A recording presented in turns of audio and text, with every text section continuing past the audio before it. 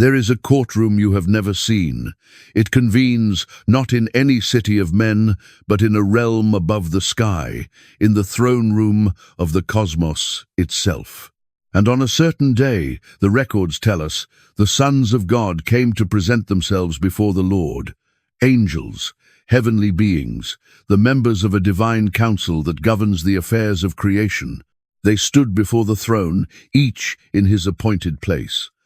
And then, moving among them came one more figure. A figure whose name in the original Hebrew is not a proper name at all, but a title, the Accuser, the adversary. Ha, Satan! What happened in that heavenly assembly would set in motion one of the most profound, most troubling, most beautiful stories ever told. A story about a righteous man who lost everything. A story about suffering that seemed to have no reason. A story that dares to ask the question every human heart eventually asks in the dark hours of the night. Why? Tonight, we journey into the book of Job, not the children's version where a patient man endures and is rewarded, not the simplified moral where good behavior earns good results. We are going deeper than that. We are going into the cosmic council where the wager was made. We are going into the ash heap, where a broken man scraped his sores with a piece of pottery. We are going into the whirlwind, where the voice of God himself finally speaks and answers a question no one expected, with words that have echoed for 3,000 years. And we are going to meet two creatures whose names still stir something ancient in the human imagination. Behemoth, the beast of the land, and Leviathan, the terror of the deep.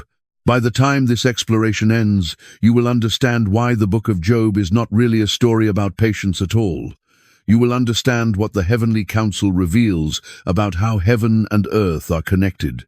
And you will understand why the answer God gives from the storm is, in its strange and overwhelming way, the most comforting answer that could ever be given. But before we descend into this ancient mystery, if you find meaning in journeys like this one, take a moment to subscribe so we can continue exploring these sacred depths together. And tell us in the comments where in the world you are listening from and what time it is where you are. We are gathering a community of seekers from every corner of the earth, and there is something profound in knowing we contemplate these eternal questions together across all the distances that separate us. Now, let us begin where the story begins, not with Job, but with heaven. The opening of the book gives us a name and a place. There was a man in the land of Uz, whose name was Job. Uz, a land somewhere east of the Jordan, perhaps in the region of Edom, perhaps in the borderlands toward Arabia. The text does not place him in Israel. It does not connect him to Abraham, Isaac, and Jacob. It does not mention the covenant, the law, or the temple. Job stands outside the familiar story of the chosen people. He is, in a sense, every man, a righteous Gentile. A worshipper of the one true God who lived, scholars believe, in the age of the patriarchs. Before Moses, before Sinai, before the nation of Israel had even been born. And this man, the text tells us, was blameless and upright, one who feared God and turned away from evil. Consider those words carefully. Blameless, upright, not sinless, for no human being is sinless, but a man of complete integrity, a man whose inner life matched his outer life. A man who feared God, which in the wisdom literature of the ancient world meant not terror, but reverence, awe, the proper orientation of a soul before its creator. And he turned away from evil. He did not merely avoid wrongdoing by accident. He actively turned, deliberately, consistently, away from the paths that led to ruin. He had 7 sons and 3 daughters. 7 and 3, numbers of completeness and perfection in the Hebrew imagination. His wealth was staggering. 7,000 sheep, 3,000 camels, 500 yoke of oxen, 500 female donkeys, and a great household of servants. He was, the text says, the greatest of all the people of the East. Here was a man who had everything: family, wealth, reputation, and above all, a clear conscience and a right relationship with God. If anyone in the ancient world embodied the idea that righteousness leads to blessing, that good people are rewarded, that the universe is fundamentally fair, it was Job. And there is one more detail, easy to skip past, that opens a window into his heart. When his sons would hold feasts in their houses, each on his appointed day, Job would rise early in the morning and offer burnt offerings on their behalf. For he said to himself, "It may be that my children have sinned and cursed God in their hearts." Thus Job did continually. Do you see what this reveals?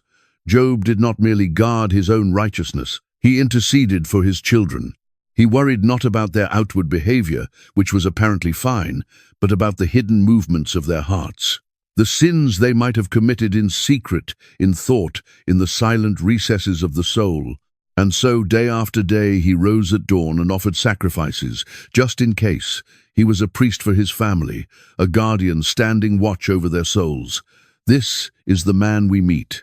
And everything about him is designed to make what comes next as shocking, as inexplicable as possible. Because the scene now shifts.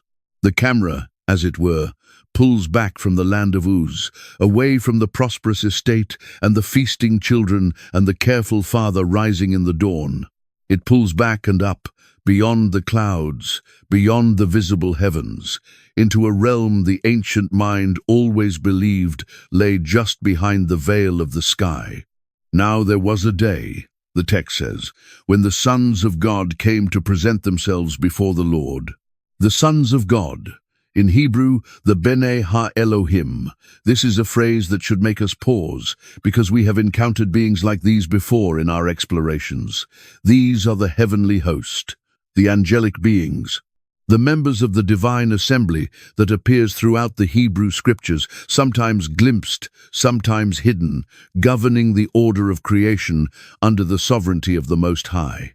The idea of a divine council runs like a hidden current through the entire Bible.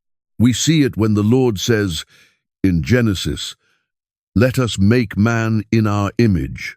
We see it in the vision of the prophet Micaiah, who beheld the Lord sitting on his throne, with all the host of heaven standing beside him, to his right and to his left. We see it in the 82nd Psalm, which begins, "God has taken his place in the divine council.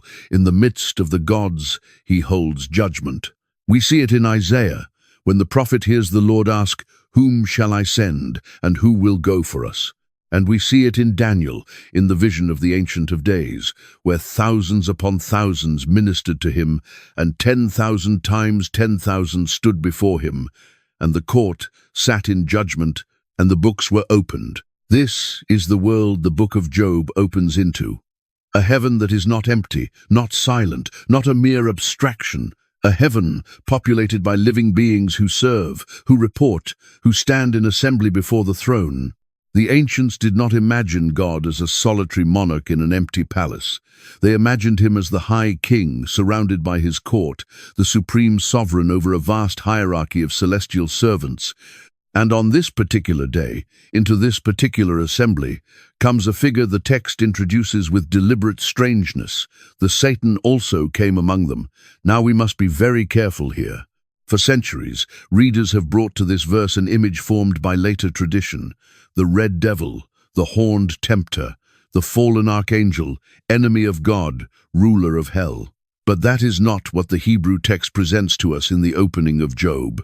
The word here is ha-Satan, with the definite article, the Satan. And in Hebrew, Satan is not a name, it is a job description. It means the accuser, the adversary, the one who opposes. In legal terms, it means something like the prosecutor. In the ancient royal court, a king would have officials whose task was to roam the kingdom, to observe, to gather information, and to bring reports back to the throne. Some of these officials served a function we might compare to a prosecuting attorney or an inspector or an agent who tested the loyalty of the king's subjects. The figure called ha-Satan in Job appears to occupy precisely this kind of role within the divine council. He is the heavenly prosecutor, the one whose function is to examine, to question, to test, and to bring accusations before the court. This is a crucial distinction, and scholars have long debated its implications. In the oldest layers of the Hebrew tradition, the Satan is not yet the cosmic enemy of God that he becomes in later Jewish and Christian thought. He is a member of the divine council, operating, at least outwardly, within the bounds of his office.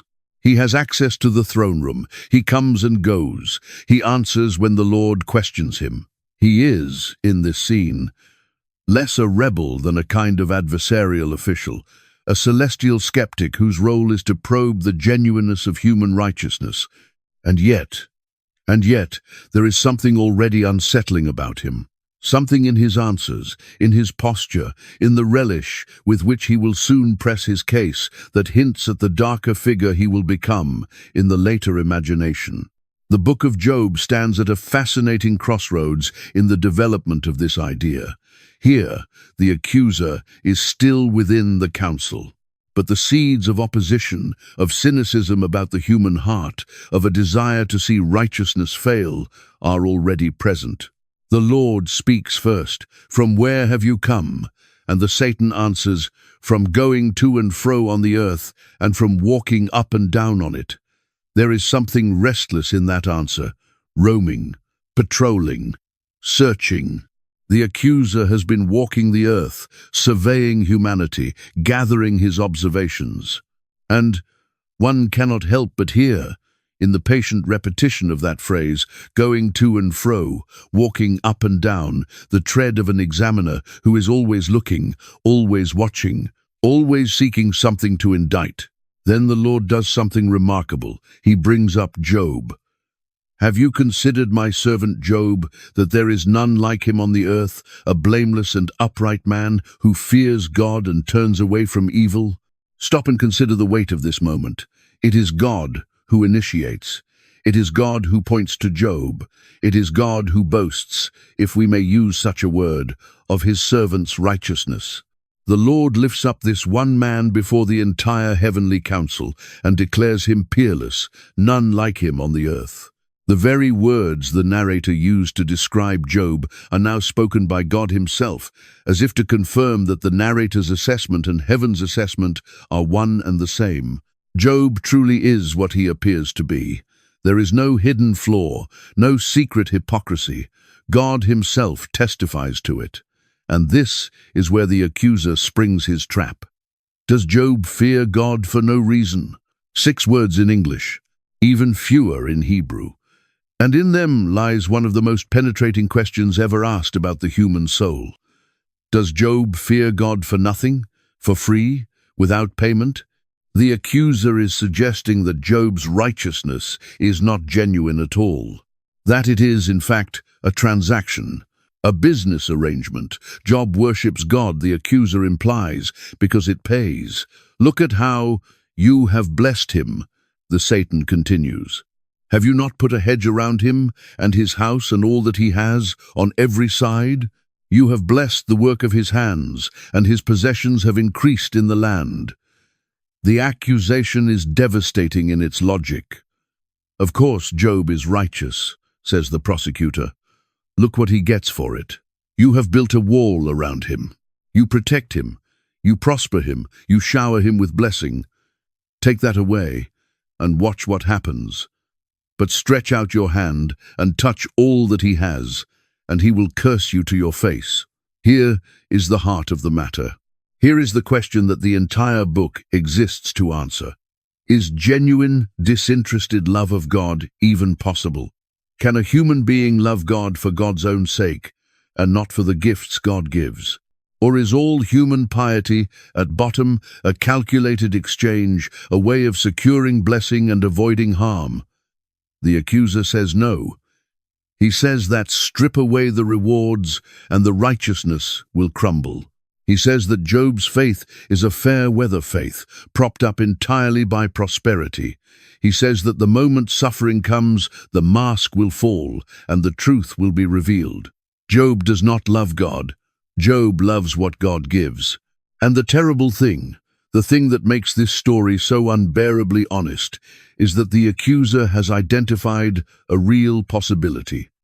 We have all seen faith that flourishes in good times and withers in bad.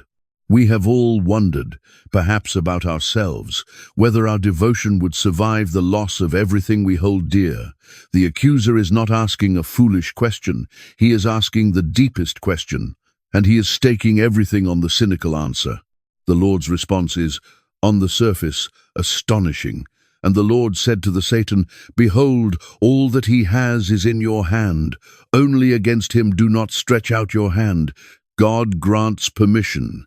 He allows the test. He hands Job over, in a limited and bounded way, to the power of the accuser. Everything Job has, all his possessions, all his wealth, even his children, are placed within the accuser's reach. Only Job himself, his own body and life, remains protected. For now. Why? Why would God permit such a thing? This is perhaps the most difficult question the book raises, and we must sit with it honestly rather than rushing to soften it. The text does not tell us that God is uncertain of the outcome.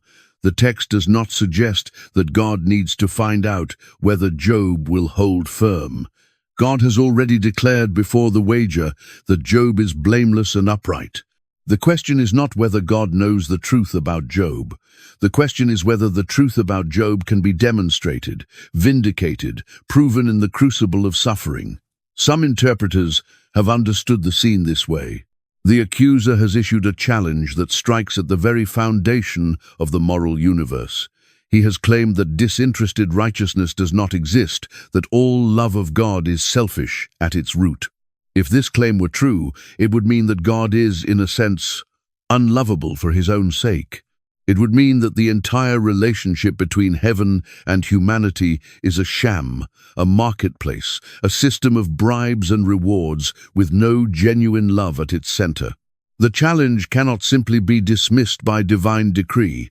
It must be answered, and it can only be answered by a real human being, in real suffering, freely choosing to remain faithful to God, even when every reward has been stripped away. In this reading, Job becomes far more than a man being tested. He becomes the one upon whom an entire cosmic question rests. Can a human being love God for nothing? The accuser says no. God, in pointing to Job, says yes. And now, in the silence of that heavenly courtroom, the wager is set, and the answer must be lived out in the flesh and blood of a man who does not even know that his suffering means anything at all. For this is the cruelest and most important detail of the entire framework. Job never learns about the heavenly counsel. He never hears the wager. He never knows that his agony is the answer to a question asked before the throne of God. We, the readers, are given the privilege of seeing behind the curtain. We know what Job does not. We know that his suffering is not punishment, not the consequence of sin, not the working out of some hidden guilt. We know it is something else entirely, something Job will spend the whole book trying and failing to understand. And in this gap between what we know and what Job knows lies the deepest tension of the story. The accuser leaves the presence of the Lord, and the test begins. It came in a single day. That is the detail that makes the catastrophe so overwhelming, not gradual decline, not the slow erosion of fortune over years. In one day, in the space of a few hours, the entire structure of Job's life collapsed. The text gives it to us in a relentless, hammering sequence. 4 messengers, each arriving on the heels of the last, each bearing news of disaster. And the literary craft of the passage is deliberate and devastating. Before one messenger finishes speaking, the next appears. There is no pause, no moment to breathe, no space to absorb one blow before the next falls. The first messenger comes running. The oxen were ploughing and the donkeys feeding beside them, when the Sabaeans fell upon them and took them. They have struck down the servants with the edge of the sword, and I alone have escaped to tell you, raiders from the south. The Sabaeans, a people associated with the Arabian deserts, they swept in, seized the livestock, and slaughtered the servants. 500 yoke of oxen, 500 donkeys, gone in an instant. And the men who tended them, dead. While he was yet speaking, there came another. The fire of God fell from heaven and burned up the sheep and the servants and consumed them, and I alone have escaped to tell you, fire from the sky. Lightning, perhaps, or some other descending flame. 7,000 sheep destroyed, and the shepherds with them. And notice the phrase the messenger uses, the fire of God, as if heaven itself had turned against Job, as if the very source of his blessing had become the source of his ruin. While he was yet speaking, there came another. The Chaldeans formed 3 companies and made a raid on the camels and took them and struck down the servants with the edge of the sword. And I alone have escaped to tell you. Now the raiders come from the north and east. The Chaldeans, organized, strategic, attacking in 3 coordinated bands. 3,000 camels, the backbone of Job's commercial wealth, driven off. And again, the servants slain. In a matter of moments, Job has lost nearly everything he owned. His wealth, the greatest in all the East, has evaporated. But the worst is still to come. The pattern that has destroyed his possessions is about to reach his children. While he was yet speaking, there came another. Your sons and daughters were eating and drinking wine in their oldest brother's house, and behold, a great wind came across the wilderness and struck the 4 corners of the house, and it fell upon the young people, and they are dead. And I alone have escaped to tell you. A great wind, a desert storm of impossible force, striking all 4 corners of the house at once, collapsing the structure upon the gathered family. All 10 of Job's children, 7 sons and 3 daughters, killed in a single moment. The children for whom he rose at dawn to offer sacrifices. The children whose souls he guarded so carefully, gone. Imagine it. Try to imagine standing in one place as 4 men arrive, one after another, and tell you that everything you have is destroyed and everyone you love is dead. The oxen, the sheep, the camels, the servants, and then, finally, your sons and your daughters. All of it, in one day. What does a man do in such a moment? The text records Job's response, and it is one of the most extraordinary passages in all of Scripture. Then Job arose and tore his robe and shaved his head and fell on the ground and worshipped. He grieved. Make no mistake about that. Tearing the robe and shaving the head were the ancient gestures of profound mourning. Job did not suppress his anguish. He did not pretend the loss did not matter. He performed the rituals of grief openly, fully, without restraint. This was a man shattered. And then he fell on the ground. But not in collapse, not in despair alone. He fell, the text says, and worshipped, and he said, "Naked I came from my mother's womb, and naked shall I return. The Lord gave, and the Lord has taken away. Blessed be the name of the Lord." These words have been spoken at countless gravesides across 3,000 years. The Lord gave, and the Lord has taken away. Blessed be the name of the Lord. In the very hour of his unimaginable loss, Job does not curse God. He blesses him. He acknowledges that everything he had was a gift, never truly his own possession, but always on loan from the hand of the giver. He came into the world with nothing, and he will leave it with nothing, and everything in between was grace. The narrator adds a closing verdict on the first test. In all this, Job did not sin or charge God with wrong. The accuser's first prediction has failed. Job has lost everything, and he has not cursed God. The cynical claim that Job's righteousness was nothing but a response to blessing has been refuted in the first round. Strip away the wealth, take away the children, and still the man worships. But the accuser is not finished. The scene shifts once more, back to the heavenly council. Again, there was a day when the sons of God came to present themselves before the Lord, and the Satan also came among them to present himself before the Lord. The same assembly, The same throne, the same restless accuser. And again the Lord questions him, and again the Satan reports that he has been roaming the earth. And again the Lord lifts up his servant. Have you considered my servant Job, that there is none like him on the earth, a blameless and upright man, who fears God and turns away from evil? And then the Lord adds something. He still holds fast his integrity, although you incited me against him to destroy him without reason. He still holds fast his integrity. Job has passed the first test. His integrity remains intact. And the Lord, in a striking phrase, says that the accuser incited him to destroy Job without reason. Without reason. The Hebrew word is the same one the accuser used earlier, when he asked whether Job feared God for no reason. The irony is sharp. The accuser claimed Job served God for a reason, for reward.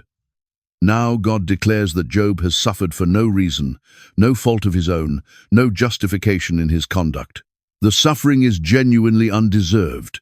But the accuser has a second line of attack, skin for skin. All that a man has he will give for his life. But stretch out your hand and touch his bone and his flesh, and he will curse you to your face. Skin for skin. It is a strange phrase, perhaps a proverb of bargaining or exchange. The meaning is clear enough. A man, says the accuser, will sacrifice anything, his possessions, even his children, to preserve his own life and health. Job has endured the loss of external things, but attack his own body, his own flesh and bone, and then you will see his true colors. Then he will curse God. The accuser has shifted the ground. The first test took away what Job had. The second test will attack what Job is, his own physical being, his health, his body. And the Lord said to the Satan, "Behold, he is in your hand. Only spare his life." Again, the permission. Again, the limit. The accuser may afflict Job's body, but may not kill him. Life itself remains protected. Everything else is now exposed. So the Satan went out from the presence of the Lord and struck Job with loathsome sores from the sole of his foot to the crown of his head, from head to foot. Every inch of his body covered in painful, oozing sores. The exact nature of the disease has been debated for centuries. Some have suggested a form of severe skin disease. Whatever it was, the description that follows paints a picture of agony. Job's skin breaks and festers. His flesh is clothed with worms and dirt. His skin hardens and breaks out afresh. He suffers burning fever and chills. His body becomes loathsome even to himself, and he is tormented by nightmares and terrifying visions in the rare moments he manages to sleep. We find him, in the next scene, sitting in the ashes. The ash heap outside the town where the refuse was burned, where the outcasts and the diseased were driven. The greatest man of the East, reduced to sitting on a garbage heap, scraping his sores with a broken piece of pottery. From the height of honor to the depth of degradation, from the man whom all respected to the figure whom all avoid. And here, in this moment of utter desolation, comes a voice that has puzzled and moved readers for millennia. The voice of his wife. We know almost nothing about her. She has lost the same 10 children. She has watched the same catastrophes unfold. She has seen her husband, once the greatest of all the people of the East, reduced to a sore-covered wretch on an ash heap. Her own grief must be beyond measure. And out of that grief, she speaks the only words the book ever gives her. Do you still hold fast your integrity? Curse God and die. These words have often been read harshly, as if Job's wife were a temptress, a second accuser, urging her husband toward the very thing the Satan predicted. And some ancient interpreters did read her that way. But there is another way to hear her words, and it is worth pausing over. Here is a woman who has lost everything Job has lost, and who now must watch the man she loves suffer in unbearable physical agony, day after day, with no end in sight and no hope of recovery. Her words may be less a temptation than a cry of anguished compassion. If this is what faithfulness brings, she seems to say, if integrity leads only to this endless torment, then let it go. Curse God, and let death bring you the release that life withholds. It is, perhaps, the desperate plea of someone who cannot bear to watch the one she loves suffer any longer. Job's reply is gentle, even toward this. You speak as one of the foolish women would speak. Shall we receive good from God, and shall we not receive evil? He does not condemn her. He says she speaks as a foolish woman would speak, as one who has lost her grip on wisdom in the storm of grief, which is understandable. But he holds his ground. Shall we receive good from God, and shall we not receive evil? If we have gladly accepted all the blessings, all the years of prosperity and joy and abundance, can we now refuse to accept hardship from the same hand? The God who gives is the God who takes. To worship him only in the good times is to worship not God, but his gifts. And the narrator delivers the verdict on the second test. In all this, Job did not sin with his lips. The accuser has been defeated again. Job has lost his wealth, his children, and now his health, and still he has not cursed God. The wager appears to be settled. The cynical claim has failed twice over. Disinterested righteousness exists. A human being can love God for nothing, can remain faithful even when stripped of everything, can bless the name of the Lord from the depths of an ash heap. And here is one of the most curious features of the entire book. After this second test, the accuser vanishes. He is never mentioned again. The heavenly council does not reappear. The framework that opened the story simply dissolves, and we are left alone with Job in his suffering. The cosmic question that set everything in motion fades into the background, and a new and very different drama begins. For the rest of the book is not about the wager at all. It is about something the wager could never have anticipated. It is about what suffering does to the human mind, and what a suffering human being and his friends will say about God when they try to make sense of pain. Because Job is about to have visitors. Now when Job's 3 friends heard of all this evil that had come upon him, they came each from his own place. Eliphaz the Temanite, Bildad the Shuhite, and Zophar the Naamathite. They made an appointment together to come to show him sympathy and comfort him. 3 friends. They come from distant places, having heard of the catastrophe that has fallen upon their companion. And their first act, the text tells us, is one of genuine and remarkable solidarity, and when they saw him from a distance, they did not recognize him. Job's suffering has disfigured him so completely that his own friends cannot recognize the man they have known. And they raised their voices and wept, and they tore their robes and sprinkled dust on their heads toward heaven. Then comes a detail that has been justly praised as one of the truest pictures of compassion in all of literature. And they sat with him on the ground 7 days and 7 nights, and no one spoke a word to him, for they saw that his suffering was very great. 7 days and 7 nights. In silence, the friends do not rush to explain. They do not offer premature comfort. They do not fill the unbearable silence with words. They simply sit with him on the ground, in the ashes, sharing his desolation for a full week. This is, in many ways, the wisest thing they will ever do. The mere presence of those who love us, the willingness to sit in silence with the suffering, to enter into their darkness without trying to fix it or explain it away, is one of the deepest forms of comfort human beings can offer one another. If only they had remained silent. But the silence breaks, and when it breaks, what pours forth is a torrent of words, a great debate that will fill the heart of the book, chapter after chapter of impassioned speech and counter-speech, as Job and his friends wrestle with the most ancient and most painful question of all. Why do the innocent suffer? It is Job who speaks first. After 7 days of silence, it is the sufferer himself who finally opens his mouth. And what comes out is not a curse against God, but something almost as shocking. Job curses the day he was born. "Let the day perish on which I was born," he cries, "and the night that said, a man is conceived. Let that day be darkness. May God above not seek it, nor light shine upon it." It is a terrible and beautiful poem of despair. Job does not curse God. The accuser's prediction still fails, but he wishes he had never existed. He longs for the oblivion of the grave. Why did I not die at birth, he asks, come out from the womb and expire? For then I would have lain down and been quiet. I would have slept. Then I would have been at rest. In the grave, he imagines, there is peace. There the wicked cease from troubling, and there the weary are at rest. There the prisoners are at ease together.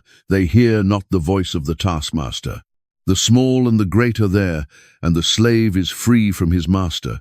Death, for Job, has become not a terror, but a longed-for release.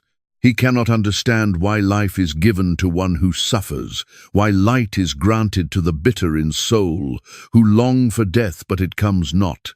This is the cry of a man at the absolute end of his strength.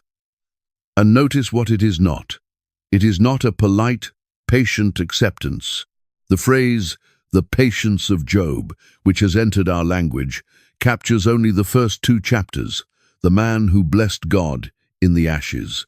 But the Job of the poetry that follows is not patient in any ordinary sense. He is anguished, raw, honest to the point of being scandalous.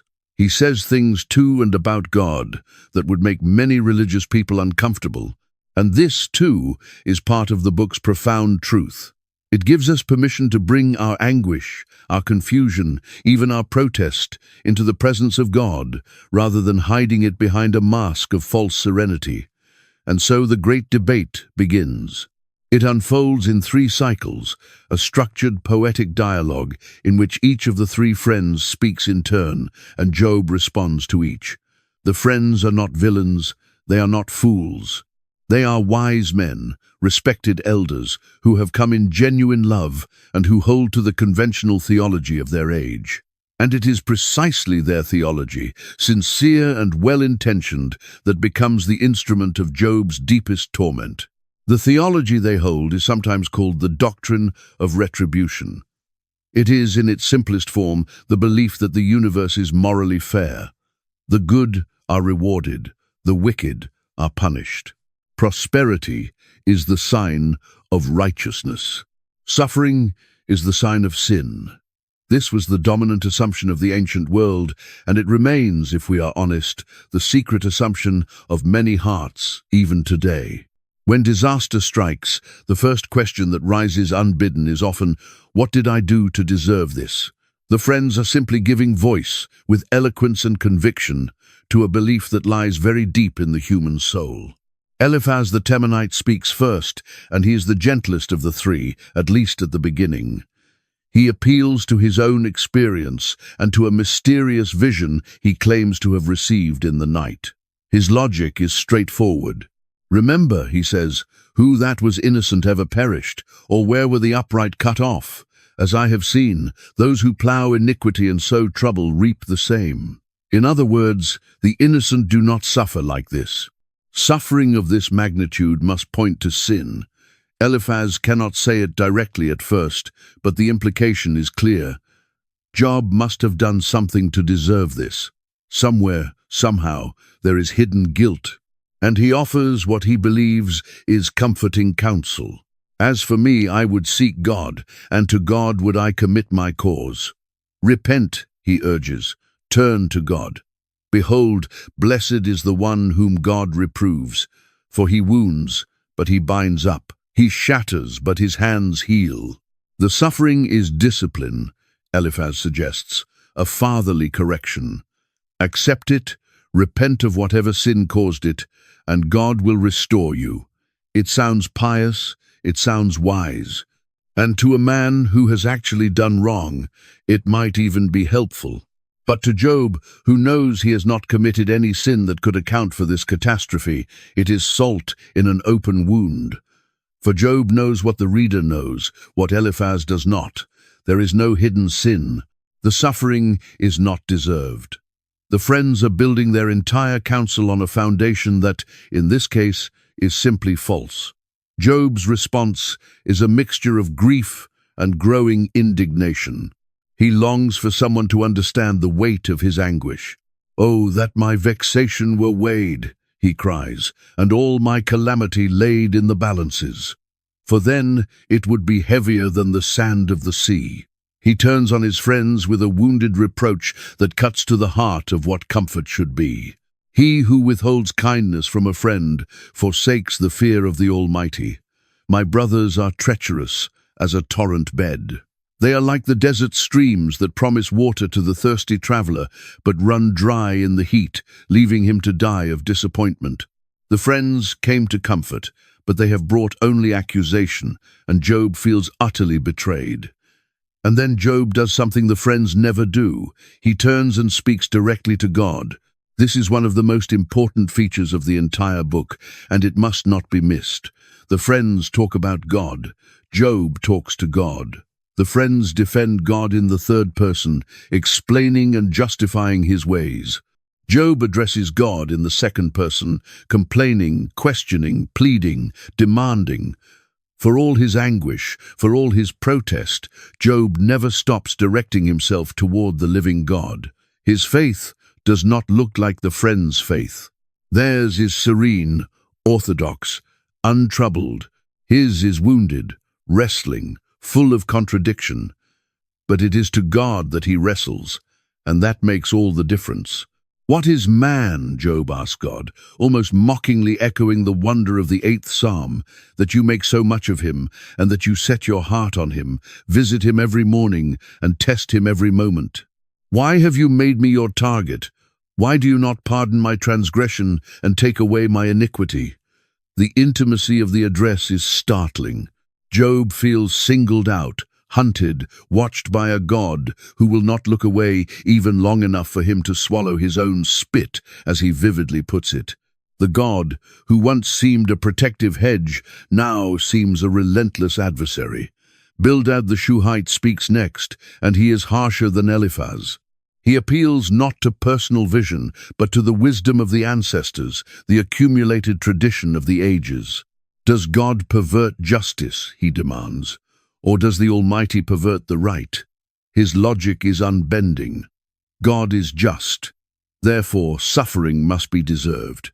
And then Bildad says something almost unspeakably cruel, given what has happened.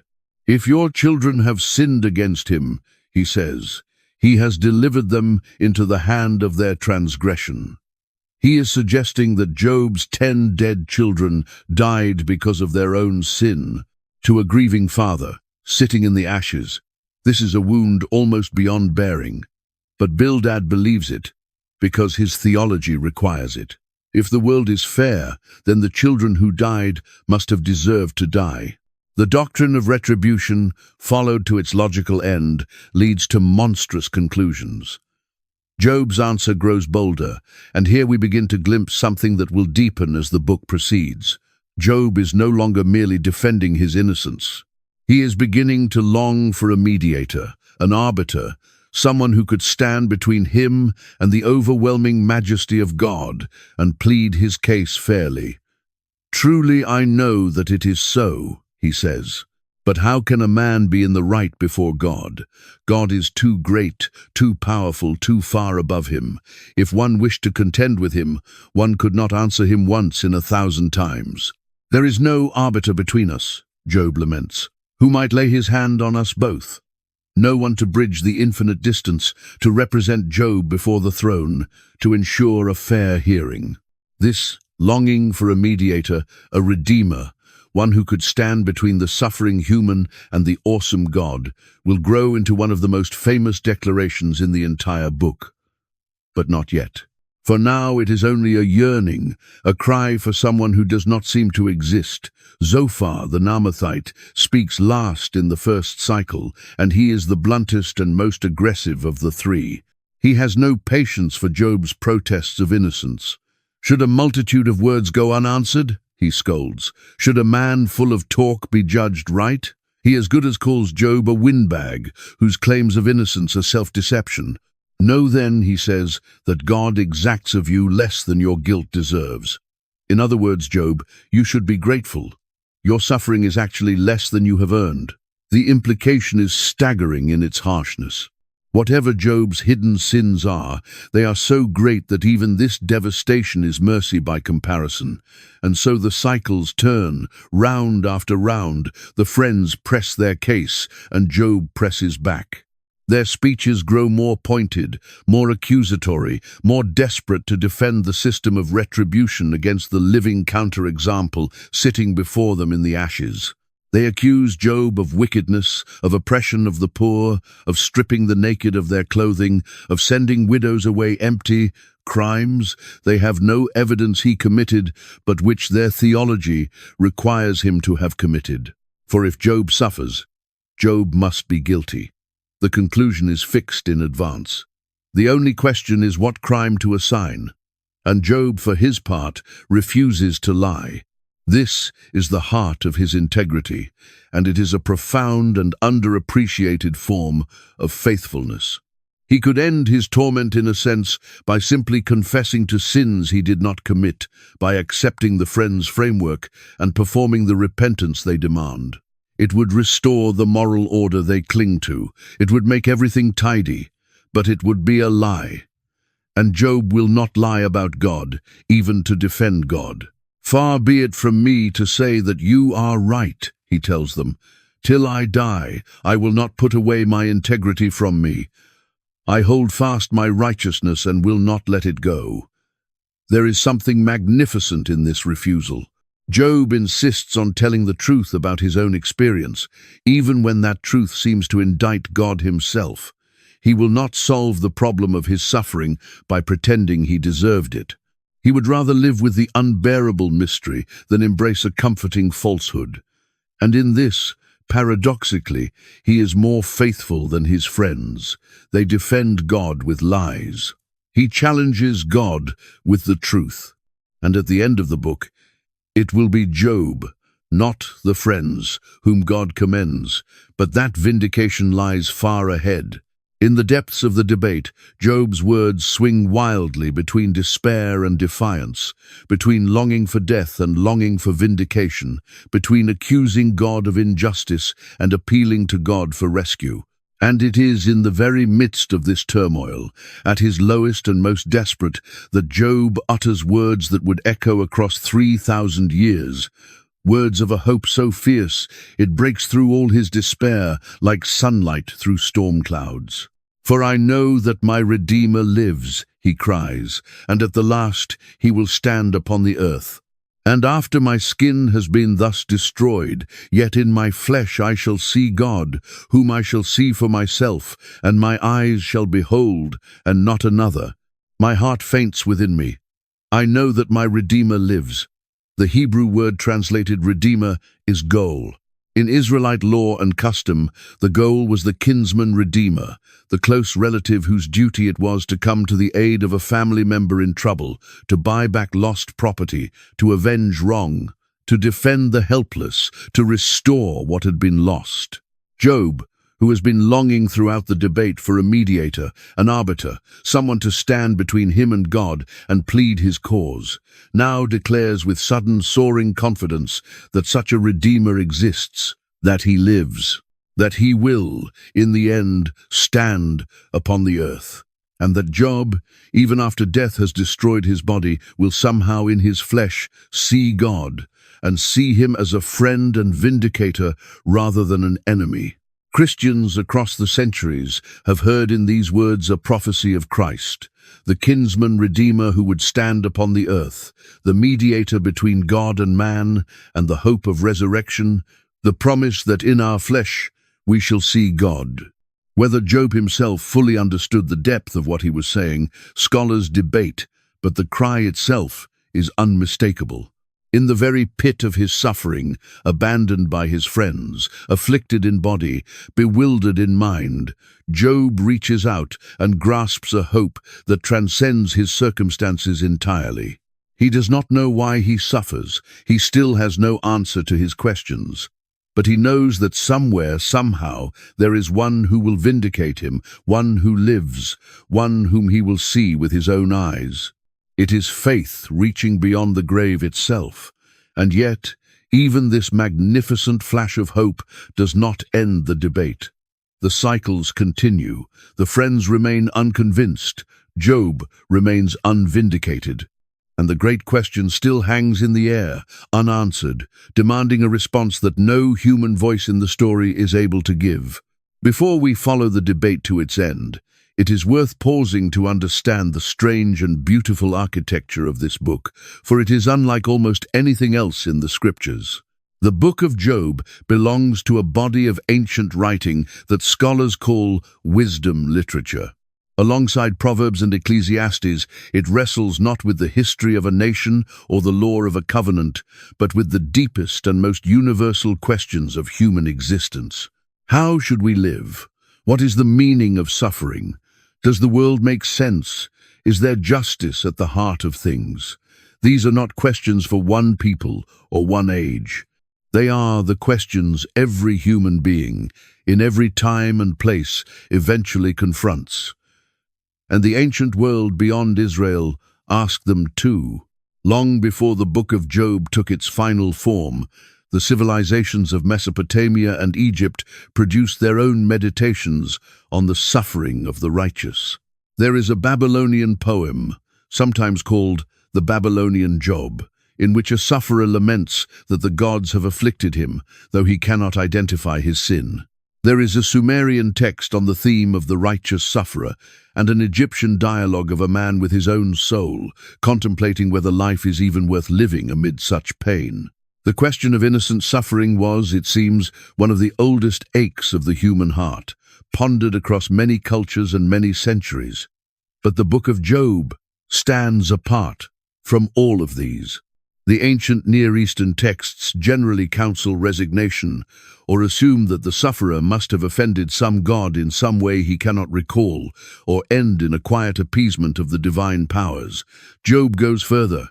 Job dares to maintain the innocence of the sufferer against all the pressure of conventional wisdom. Job dares to bring the complaint directly to the one true God, rather than to a pantheon of capricious deities. And Job dares to let God answer, not with a formula, but with a revelation of his own overwhelming reality. The book takes the most ancient of human questions and refuses every easy answer the surrounding world had offered. This helps us understand why the debate between Job and his friends matters so much, and why it unfolds at such length. The three friends are not merely individuals. They are the embodiment of the conventional wisdom of the ancient world, the accumulated certainties of generations, the comfortable theology that everyone simply assumed to be true. When they speak, we are hearing the voice of an entire worldview, articulate, sincere, and tragically inadequate. And when Job pushes back, he is doing something almost unthinkable. He is challenging the settled wisdom of the ages with the raw evidence of his own experience. The debate unfolds, as we have seen, in cycles. And as the cycles progress, a fascinating breakdown occurs. In the first cycle, all three friends speak, and Job answers each. In the second cycle, again all three speak, and Job answers. But by the third cycle, something begins to fall apart. Bildad's third speech is unusually short, a mere handful of verses. And Zophar, the third friend, does not speak a third time at all. His voice simply drops out of the conversation. What are we to make of this collapse? Many interpreters have seen in it a sign that the friends have run out of arguments. The machinery of conventional wisdom, having ground through its cycles, finally breaks down. The friends have nothing new to say. They have exhausted their formulas, repeated their accusations, defended their system to the point of absurdity, and now they fall silent, not because they have been persuaded, but because they have nothing left. The conventional answer to suffering, pressed to its limit against the reality of innocent affliction, simply runs dry. And meanwhile, as the friends fade, Job grows stronger. His speeches in the later cycles become longer, more confident, more soaring. He moves from the despair of his opening lament toward the magnificent declarations of his closing speeches. The man who began by cursing the day of his birth ends by laying out, in oath after oath, the entire moral architecture of his life, and challenging the Almighty to find fault in it. The sufferer, far from being crushed by the friend's accusations, rises above them. There is one of Job's speeches, in the midst of the debate, that deserves special attention, for it captures the agony of his situation with unbearable precision. Job longs more than anything simply to find God, to come into his presence, to lay the case before him directly. "Oh, that I knew where I might find him," Job cries, "that I might come even to his seat. I would lay my case before him, and fill my mouth with arguments. I would know what he would answer me, and understand what he would say to me. But then comes the anguish. Behold, I go forward, but he is not there, and backward, but I do not perceive him. On the left hand, when he is working, I do not behold him. He turns to the right hand, but I do not see him." This is one of the truest descriptions of spiritual desolation ever written. Job searches in every direction, forward and backward, left and right, and God is nowhere to be found. The God who once seemed so present, so near, so protective, has vanished. The heavens are silent, the seat of judgment is empty. Job knows God is at work somewhere, somehow, but he cannot perceive him, cannot find him, cannot get an audience. He is like a man pounding on a door that will not open, calling into a darkness that will not answer. And yet, even in this desolation, Job clings to an astonishing confidence. "But he knows the way that I take," Job says. "When he has tried me, I shall come out as gold." Even when he cannot find God, Job believes that God can find him, that God knows the path he walks, that the testing he endures is somehow purifying him like gold in the furnace. It is faith at its most paradoxical. Job cannot see God, cannot reach God, feels utterly abandoned by God, and yet still trusts that God sees him, knows him, and is refining him through the fire. This tension between the felt absence of God and the stubborn trust in God's hidden presence runs through the entire book and gives it much of its power. For this is the experience of countless sufferers across the ages. Not the comfortable presence of a God who explains himself, but the agonizing silence of a God who seems to have withdrawn, combined with a desperate, irrational, magnificent refusal to let go. Job will not stop seeking the God who seems to have abandoned him, and in the end, that refusal is honored. The God who could not be found in any direction finally appears, bursting out of the whirlwind, answering the man who would not stop crying out. As the debate moves toward its climax, Job's longing crystallizes into that great cry we have already heard, the declaration about his living Redeemer. But it is worth noticing how this hope emerges. It does not come in a moment of calm reflection. It erupts in the very midst of his most bitter complaint, like a spring breaking through rock. Job has just been describing how God has torn him in his wrath, how God counts him as an enemy, how his friends have turned against him, and his own family has become estranged. He is at the absolute bottom, and it is precisely there, from the depths of that abandonment, that the cry bursts forth. "For I know that my Redeemer lives." This is one of the great patterns of the spiritual life, and the book of Job captures it with unmatched honesty. The deepest hope often emerges not in the absence of despair, but in its very midst. It is not that Job stops suffering and then finds hope. It is that hope and suffering coexist, the one breaking through the other, the affirmation of faith rising up even as the lament continues. Job does not have a tidy, untroubled faith. He has a faith that wrestles, that doubts, that protests, and yet that holds fast to God through all of it. And the book suggests that this kind of faith, the faith that endures through honest anguish, is far more precious than the serene and untested certainty of the friends.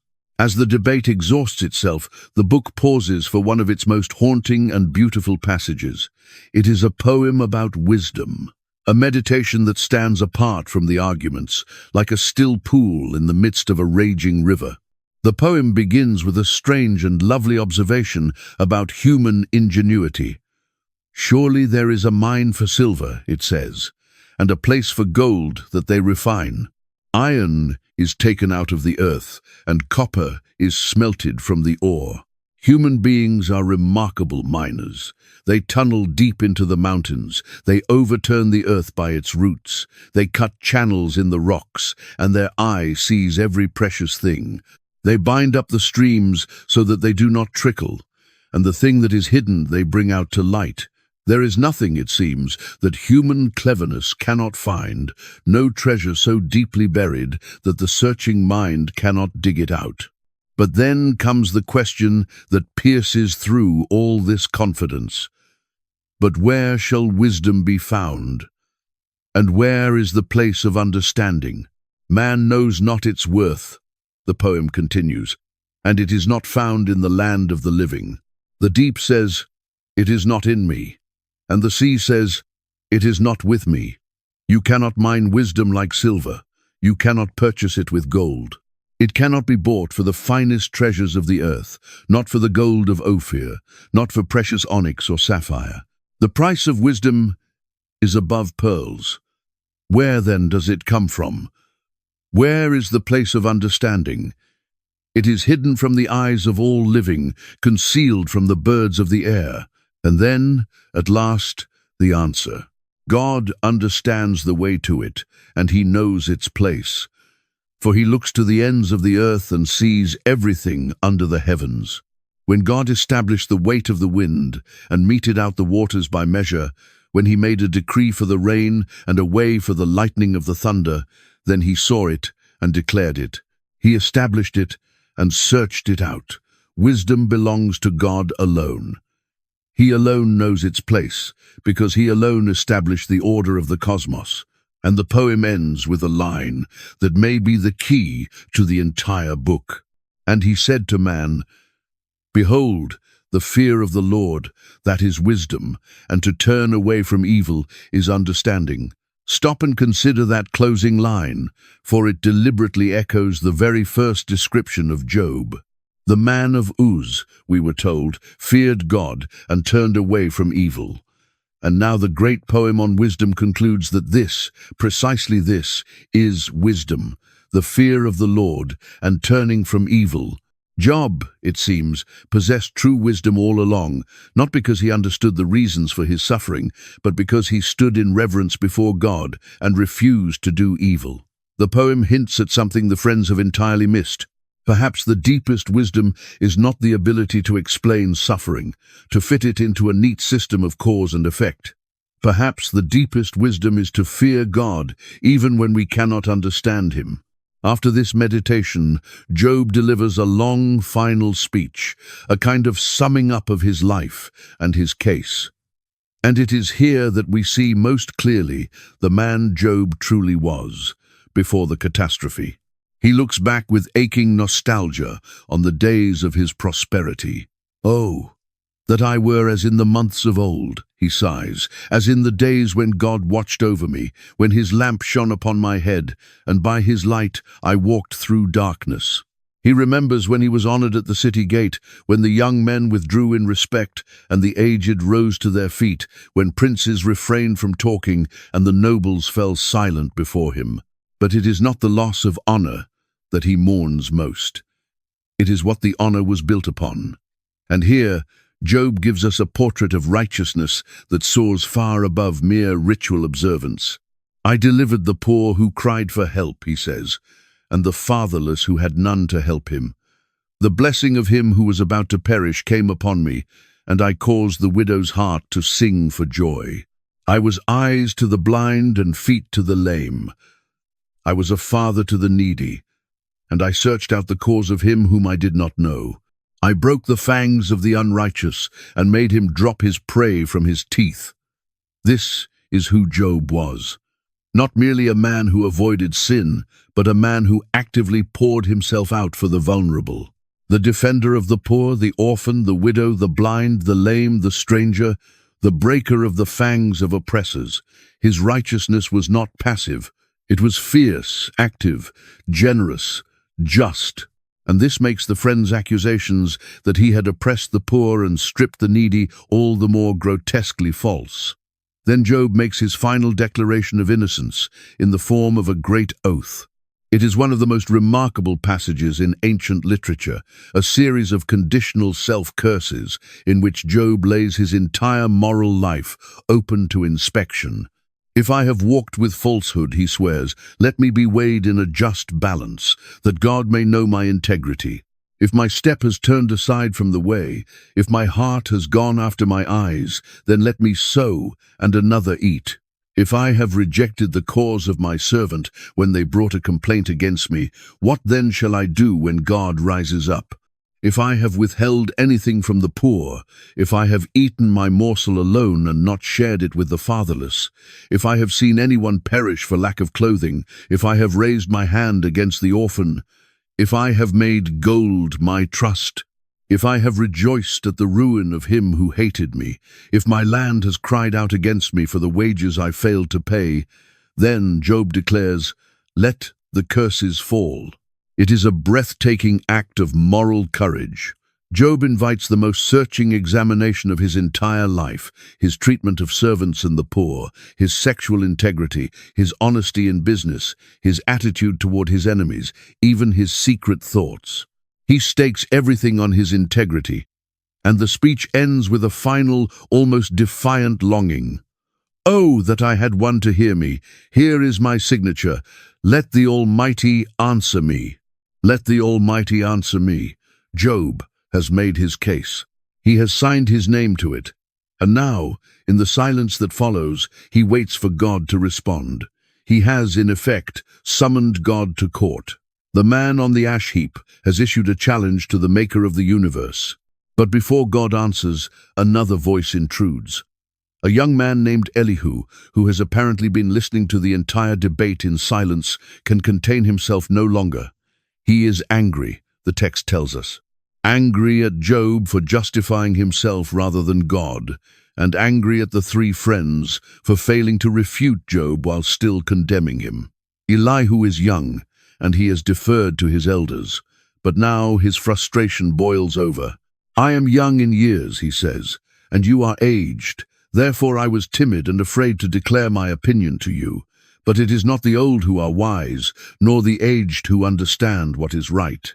There is a spirit in man, and the breath of the Almighty makes him understand. Elihu speaks at length, and scholars have long debated his role in the book. Some see him as a brash youth who adds little. Others see him as a transitional figure who prepares the way for God's own speech.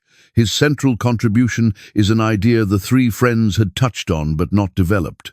The idea that suffering can be not merely punishment for past sin, but discipline, instruction, a means by which God speaks to and refines a person. God speaks in one way, and in two, though man does not perceive it, says Elihu. In a dream, in a vision of the night. Man is also disciplined with pain on his bed. God uses suffering, Elihu argues, to turn people back from pride, to open their ears, to save their souls from the pit. Suffering is not only retribution, it can be redemptive. It is a more sophisticated theology than the friends offered, and it contains real truth. Suffering can indeed refine and teach. But Elihu, too, ultimately falls short, for he still assumes that Job's suffering must be tied to some flaw in Job, some pride that needs correcting. And in his final words, almost without realizing it, Elihu begins to do something the others never did. He begins to speak of the sheer majesty and mystery of God, of the thunder and the lightning, of the snow and the rain, of the wonders of a creator whose ways are beyond human comprehension. Behold, God is great, and we know him not, Elihu says. He draws up the drops of water. He spreads out the clouds. He thunders wondrously with his voice. Hear this, O Job. Stop and consider the wondrous works of God. Do you know how God lays his command upon them? And as Elihu speaks of the gathering storm, of the dark clouds and the rolling thunder, and the whirlwind sweeping in from the north, something extraordinary begins to happen. The storm he describes is no longer merely an illustration. It is arriving. The clouds are gathering over the ash heap. The wind is rising. And out of the storm, out of the whirlwind itself, a voice that no one expected, a voice that will silence every other voice, is about to speak. For after all the human words, all the arguments and counter-arguments, all the accusations and defenses, all the theology of the friends, and all the protests of Job, the one Job has been summoning, the one whose answer he has demanded, the one whose silence has hung over the entire book like a held breath, is finally going to speak. God himself is about to answer Job, but the answer will be nothing, nothing at all, like what anyone expected. The figure of Job did not remain confined to the pages of his own book. Across the centuries, in both Jewish and Christian tradition, Job became a touchstone, a name invoked whenever human beings wrestled with the mystery of suffering. And the ways that later generations remembered and reimagined him reveal much about how this ancient story continued to speak. In the Hebrew scriptures themselves, Job appears outside his own book in a striking passage. The prophet Ezekiel, speaking the word of the Lord, names 3 figures as exemplars of righteousness so great that their presence could save a land, were it possible for individual righteousness to do so. Noah, Daniel, and Job. To be ranked alongside Noah, the man who walked with God and survived the flood, and Daniel, the wise and faithful exile, is to be counted among the greatest of the righteous. By the time of Ezekiel, then, Job was already a proverbial figure, a byword for a man whose integrity was beyond question. This suggests that the story of Job, in some form, was ancient and well-known long before the prophet's day. In later Jewish tradition, the rabbis of the Talmud debated Job at length, as they debated so much else. When did Job live?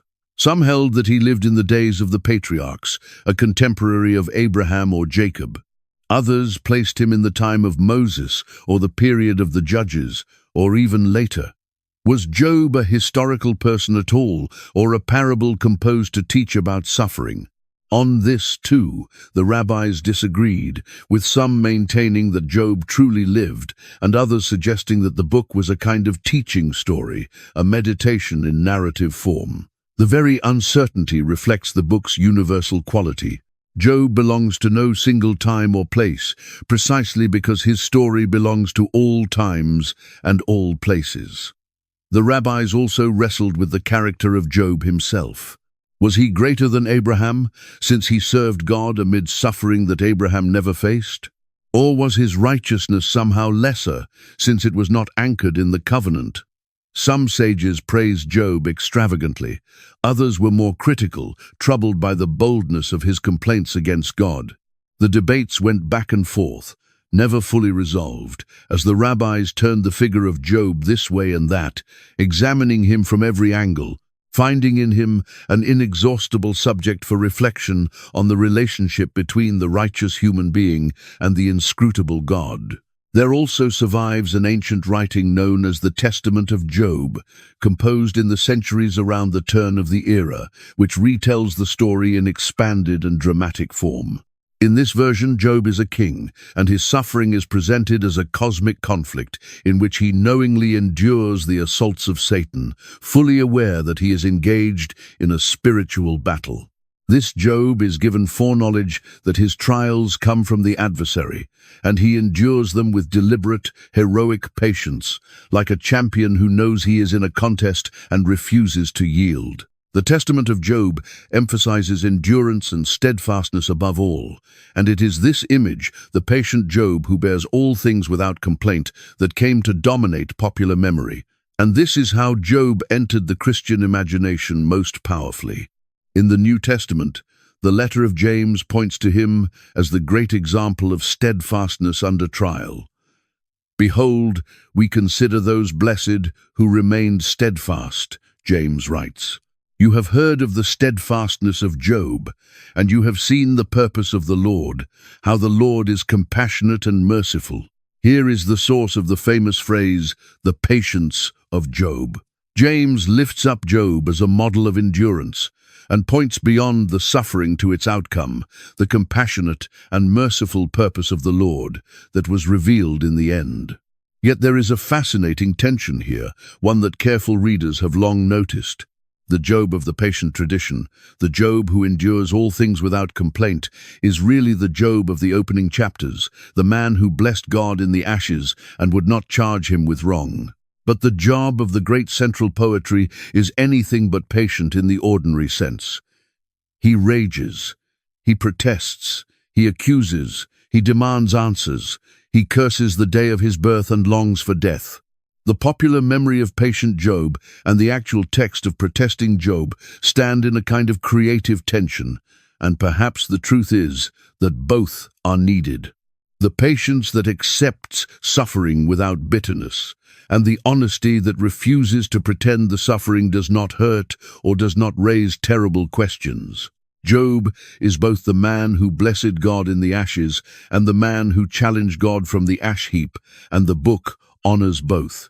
The early Christian writers found in Job a profound figure, and they read him in the light of Christ.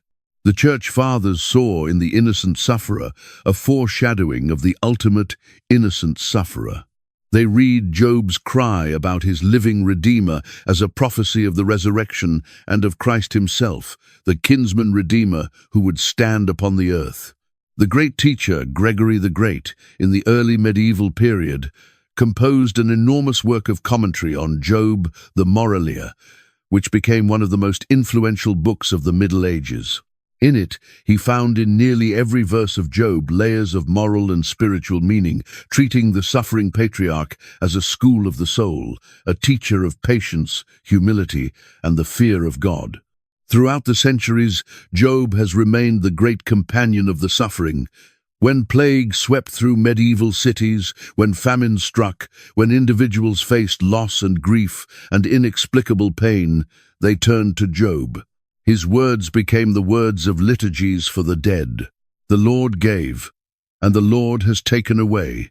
Blessed be the name of the Lord. These words, spoken first from an ash heap in the land of Uz, have been spoken at gravesides in every Christian century since, a fragile and defiant act of worship in the face of loss. And the cry, "I know that my Redeemer lives," set to music and sung in cathedrals and country churches alike, has carried the hope of resurrection to countless mourners standing beside the graves of those they loved. What makes Job endure across all these centuries and traditions is precisely its refusal to flinch. It does not offer the cheap comfort of easy answers. It does not pretend that the righteous never suffer, or that suffering is always deserved, or that a sufficiently clever theology can dissolve the mystery of pain. It looks the darkness full in the face. It lets the sufferer rage and question and protest. It exposes the cruelty of those who would explain away the agony of others. And then, having cleared away every false comfort, it points not to an answer but to a presence. The God who speaks from the whirlwind, the God who masters Leviathan, the God who can be trusted in the dark, even when he cannot be understood. This is why Job has never been a book only for scholars or theologians. It is a book for everyone who has ever stood in the ashes. It is a book for the bereaved parent, the chronically ill, the one who has lost everything and cannot understand why. It is a book that gives such sufferers permission to be honest, that assures them their pain is not necessarily their fault, and that promises them, in the end, not an explanation, but the nearness of the living God. And that, the long tradition of Job's readers has discovered, turns out to be enough. Then the Lord answered Job out of the whirlwind. Out of the whirlwind, out of the storm. Not in the still, small voice that came to Elijah on the mountain, not in a gentle word of comfort, not in a tender embrace. The Lord answers Job out of the tempest, the very symbol of overwhelming, untamable power, the storm that strips away every human pretension and reduces the proudest soul to silence. And the first words God speaks are not what anyone would have predicted. They are not an explanation. They are not a justification. They are not, most strikingly of all, an answer to the question Job has been asking. Job wanted to know why. Why have I suffered? Why have the innocent been afflicted? Why does the moral order seem broken? And God does not answer that question, not directly. Not at all. Instead, God asks questions of his own. A torrent of questions. Question after question, unrelenting, overwhelming, sweeping across the whole of creation. Who is this that darkens counsel by words without knowledge? God begins. Dress for action like a man. I will question you, and you make it known to me. The challenge is issued. Job wanted to question God. Now God will question Job. And the questions begin with the foundation of the world itself. Where were you when I laid the foundation of the earth? Tell me, if you have understanding, who determined its measurements? Surely you know, or who stretched the line upon it? On what were its bases sunk, or who laid its cornerstone, when the morning stars sang together, and all the sons of God shouted for joy? The morning stars singing together, the sons of God shouting for joy. We are back, for a moment, in the heavenly council, at the very dawn of creation, when the angelic host celebrated the birth of the cosmos. And the question is devastating in its simplicity. Where were you, Job, when all this was made, when the foundations were laid, when the cornerstone was set amid the songs of the heavenly host? Where were you? You were not yet born. You were nothing. The universe was already ancient before you drew your first breath. And the questions roll on, like waves of an incoming tide. Who shut in the sea with doors when it burst out from the womb? God asks, picturing the primordial ocean as a newborn child that he swaddled in clouds and bounded with shores. I said, thus far shall you come, and no farther, and here shall your proud waves be stayed. The chaotic waters, which in ancient imagination represented the forces of disorder and destruction, are not a threat to God. He bounds them like an infant in a cradle. He sets their limits with a word.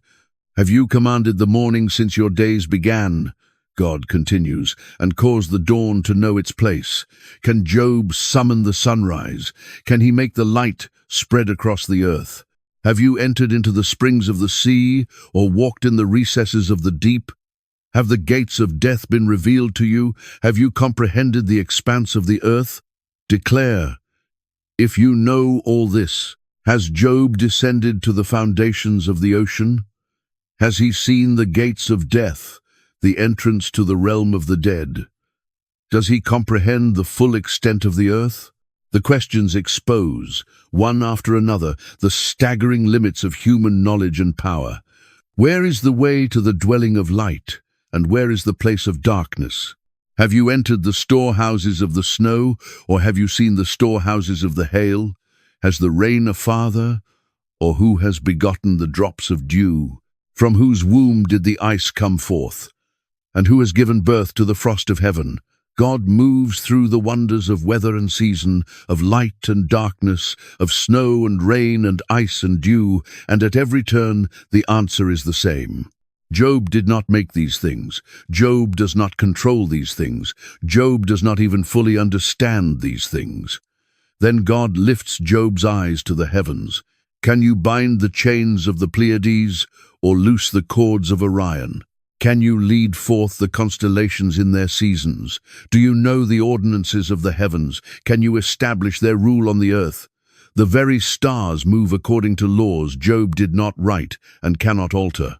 The great constellations wheel across the night sky in their appointed order, and Job is powerless to bind or loose a single one of them. And then, in one of the most extraordinary movements in all of Scripture, God turns from the cosmic to the creaturely.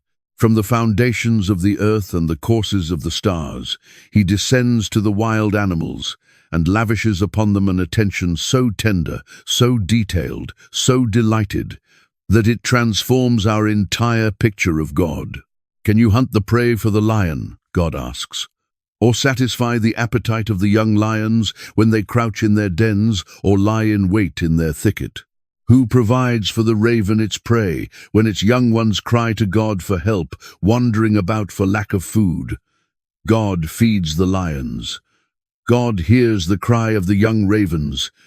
The wild creatures that have nothing to do with human civilization, that serve no human purpose, that most people never even see, are known and fed and cared for by their Creator. Do you know when the mountain goats give birth? God asks. Do you observe the carving of the does? Can you number the months that they fulfill? And do you know the time when they give birth?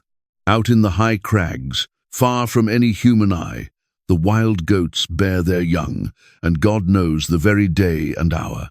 The unseen births of the wilderness are watched over by heaven. Who has let the wild donkey go free? God asks, and the question carries a strange and beautiful pride. The wild donkey roams the salt lands, scorning the noise of the city, hearing not the shouts of the driver. He is free. He answers to no human master, and God delights in that freedom. He made the wild donkey untamable, and he glories in it. Will the wild ox be willing to serve you? God continues. Will he spend the night at your manger? Can you bind him in the furrow? The wild ox, the aurochs, that great untamable beast, will never submit to the plough. He belongs to God, not to man. And then comes the ostrich, described with what can only be called divine humor. The ostrich, God says, flaps her wings proudly, but they are not the wings and plumage of love. She leaves her eggs to the earth and lets them be warmed in the dust, forgetting that a foot may crush them. She deals cruelly with her young, as if they were not hers, because God has made her forget wisdom and given her no share in understanding. The ostrich is, frankly, a ridiculous bird, foolish, careless, ungainly on the ground. And yet God says, when she rouses herself to flee, she laughs at the horse and his rider. For all her foolishness, when she runs, she outpaces the swiftest horse. God made even this absurd creature and made her magnificent in her own strange way. Do you give the horse his might? God asks, and the war horse leaps off the page in a passage of thrilling power. Do you clothe his neck with a mane? He paws in the valley and exults in his strength. He laughs at fear and is not dismayed. He does not turn back from the sword. With fierceness and rage he swallows the ground. When the trumpet sounds, he says among the trumpets, Aha! He smells the battle from afar, the thunder of the captains, and the shouting. The fierce courage of the war horse, his exultation in the charge, his hunger for the fray, all of it was given by God, woven into the creature by the Maker, who delights in strength and fire and life. And then the birds of prey. Is it by your understanding that the hawk soars and spreads his wings toward the south? Is it at your command that the eagle mounts up and makes his nest on high? On the rock he dwells and makes his home, on the rocky crag and stronghold. From there he spies out the prey. His eyes behold it from far away. The soaring of the hawk, the high nest of the eagle, the piercing vision that spots prey from impossible distances, all of it is the handiwork and the ongoing care of God. What is happening in this magnificent torrent of questions and images? At first glance, it might seem that God is simply overwhelming Job, crushing him with displays of power, bullying him into submission by reminding him how small and ignorant he is. And there is an element of that. Job is indeed being humbled, being shown the vast gulf between the Creator and the creature. But there is something far deeper and stranger going on, and generations of readers have sensed it. God is not merely displaying his power, he is displaying his care. He is taking Job on a tour of a creation that is wild, vast, ancient, intricate, and teeming with life that has nothing to do with human beings at all. The lions and ravens and mountain goats and wild donkeys and ostriches and eagles do not exist to serve humanity. They exist because God delights in them. He feeds them, watches their births, glories in their freedom and their strength, and even their foolishness. The world is far larger than the human drama. It is not a machine built to dispense rewards and punishments to people according to their behavior. It is a wild and wonderful and mysterious cosmos, governed by a wisdom so far beyond human comprehension that Job's neat questions about fairness simply dissolve before it. The friends had assumed a small universe. A universe that revolved around human morality, in which everything that happened was a reward or a punishment, in which the whole purpose of creation was to administer justice to people. And Job, for all his protest, had assumed something similar. He, too, had assumed that his suffering must mean something, must be about him, must fit into a moral calculus. But God's answer blows the doors off that cramped little universe.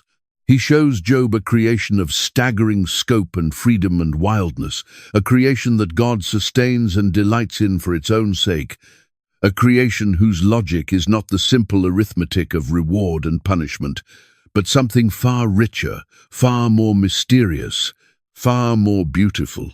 We should dwell, for a moment, on the strangeness of God's method here, because it is so contrary to everything we might expect. When a person is suffering and cries out, "Why?"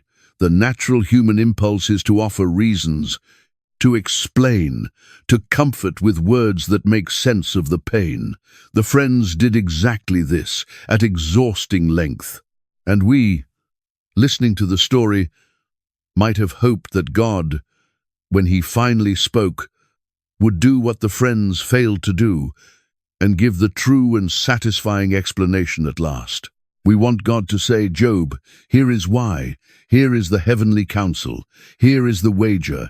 Here is the cosmic purpose your suffering served." We want the curtain pulled all the way back, but God does not pull the curtain back. He does not mention the counsel. He does not explain the wager. He does not give Job a single reason. Instead, he asks about the foundations of the earth, the springs of the sea, the storehouses of the snow, the birth of the mountain goats, the freedom of the wild donkey, the courage of the war horse.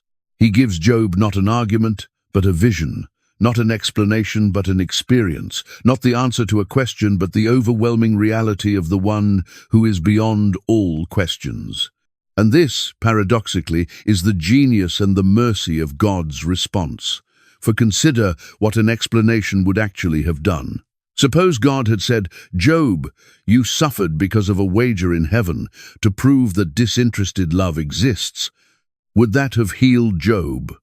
Would that have satisfied the deepest ache of his soul?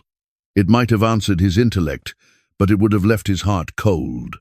It would have reduced his agony to a chess move in a cosmic game, a means to an end, a transaction in which he was the currency. The explanation, far from comforting Job, might have deepened his sense that he was a pawn, used and discarded. What Job needed was not to understand his suffering. What Job needed was to know that he was not alone in it, that the God he served was real, present, sovereign, and trustworthy, even in the dark. And so God gives him not a reason but himself. He floods Job's imagination with the wonders of a creation so vast and wild and intricately cared for that Job's whole frame of reference is transformed. The universe is not a courtroom designed to dispense verdicts on human behavior. It is a living, breathing, untamable masterpiece, sustained moment by a God of inexhaustible power and tenderness and joy. And if such a God holds the stars in their courses and feeds the young ravens when they cry, then surely, he can be trusted with the one thing Job cannot understand. The explanation Job demanded would have been a stone. The revelation God gives is bread. There is a further depth here that the ancient listener would have felt. By refusing to explain, God preserves something essential about the relationship between the human and the divine. He does not reduce himself to a formula that Job could master, file away, and feel he had comprehended. He remains God, infinite and free, beyond all human capturing. And in that very refusal to be explained, he invites Job into a deeper kind of trust, the trust that does not depend on understanding, the trust that holds fast to the goodness of God, even in the total absence of answers. This is the trust, the accuser said, was impossible. This is the disinterested love whose existence was in question. And here, at the climax of the book, it is brought to its fullest flower, as Job comes to rest in a God he does not understand and could never explain, simply because that God and is present and is good. In the middle of this overwhelming revelation, God pauses and turns directly to Job. Shall a fault-finder contend with the Almighty? He who argues with God, let him answer it. And Job, for the first time in the entire book, has nothing to say. Behold, I am of small account, Job answers. What shall I answer you? I lay my hand on my mouth. I have spoken once, and I will not answer. Twice, but I will proceed no further. Job falls silent. The man who demanded that the Almighty answer him, who summoned God to court, who signed his name to his complaint, now lays his hand over his mouth. He has glimpsed something that has rendered all his questions not so much wrong as somehow beside the point. Standing before the wild majesty of creation and its creator, his demand for an explanation has simply quieted. But God is not finished. There is more to show Job. 2 more creatures remain, and these 2 are unlike all the others. For these 2 are the greatest, the most terrifying, the most mysterious creatures in all the world, the beast of the land and the monster of the deep, Behemoth and Leviathan. Behold Behemoth, which I made as I made you, God says. He eats grass like an ox. Behold his strength in his loins, and his power in the muscles of his belly. He makes his tail stiff like a cedar. The sinews of his thighs are knit together. His bones are tubes of bronze, his limbs like bars of iron. Behemoth. The very name is a Hebrew word, a plural form that suggests something like the beast of all beasts, the supreme creature, the embodiment of brute animal power. God describes him with awe. His strength is in his loins. His muscles are like iron. His bones are like tubes of bronze, like bars of metal. He is a creature of immense, almost unimaginable physical might. What is Behemoth? For centuries, readers have wondered. The description that follows gives clues. He eats grass like an ox, so he is a herbivore. He lies under the lotus plants, in the cover of the reeds and in the marsh. He dwells among the rivers and the marshlands. Behold, if the river is turbulent, he is not frightened. He is confident, though Jordan rushes against his mouth. He is utterly unafraid of rushing water.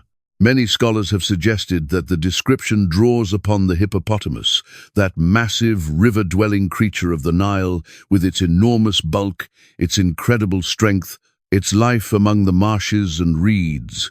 Others have pointed to the elephant, and some have noted that the description seems to transcend any single animal, reaching toward something almost mythic, a kind of archetype of overwhelming land-bound power. But the most important line is the one God speaks about Behemoth's relationship to his maker. He is the first of the works of God, God says. Let him who made him bring near his sword. The first of the works of God. Behemoth is, in some sense, a masterpiece, a chief example of the Creator's craft. And only the one who made him could ever master him. Let him who made him bring near his sword.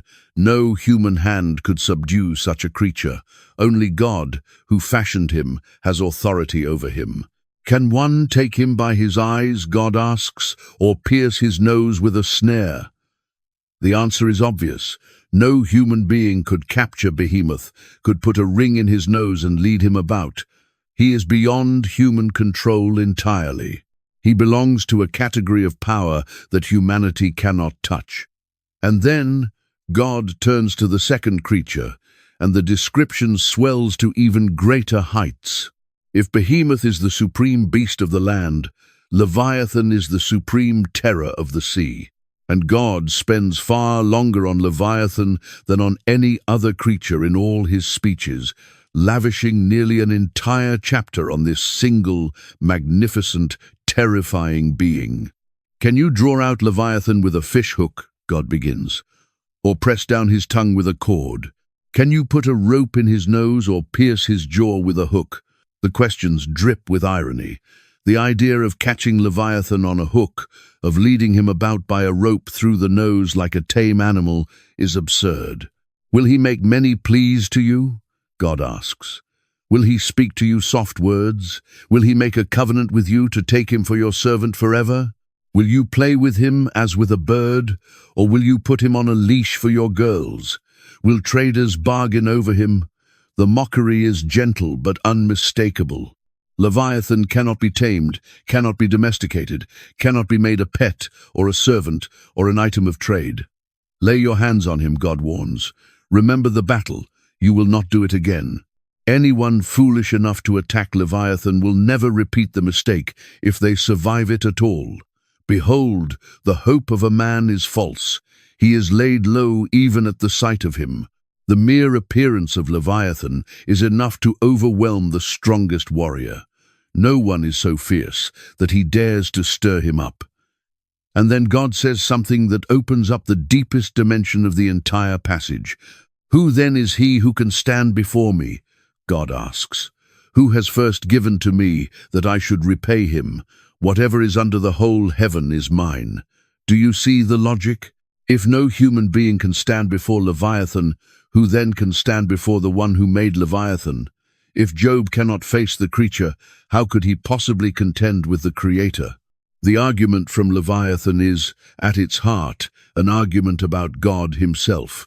Then God describes Leviathan in detail, and the description is breathtaking. His back is made of rows of shields, sealed together so closely that no air can pass between them. One is so near to another that no air can come between them.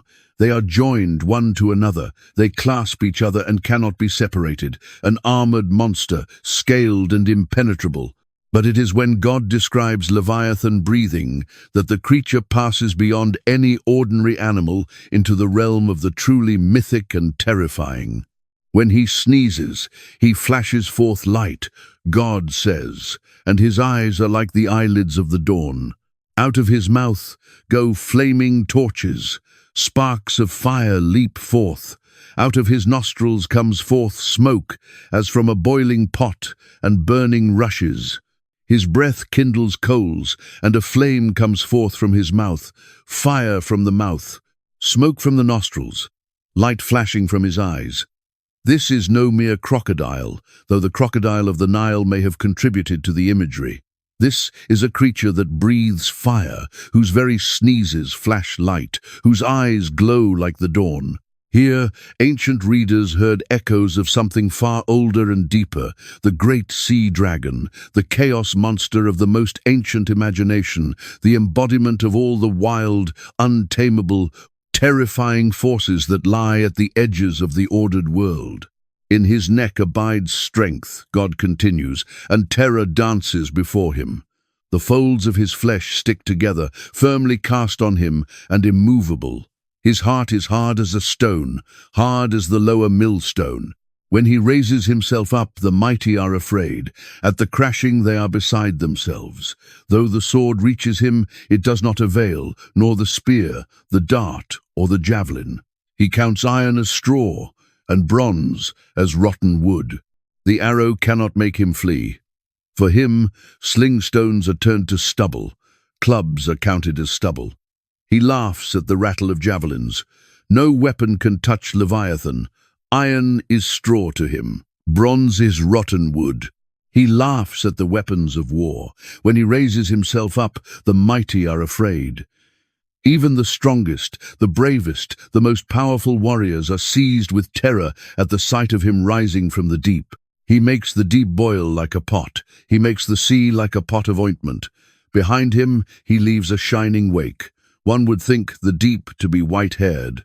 His passage through the waters churns the sea into foam, leaves a trail of brightness, makes the very ocean seem to boil. And then comes the final, climactic declaration, the words that crown the entire revelation. On earth there is not his like, God says, a creature without fear. He sees everything that is high. He is king over all the sons of pride, king over all the sons of pride. Leviathan is the supreme embodiment of untamable power and fearlessness, the king of all proud and mighty creatures. And here we arrive at the profound and mysterious heart of why God shows Job these two beasts. For Behemoth and Leviathan are more than animals. In the imagination of the ancient world, they represented the primal forces of chaos, the wild and destructive powers that lie at the boundaries of the created order, the very forces that threaten to unmake the world.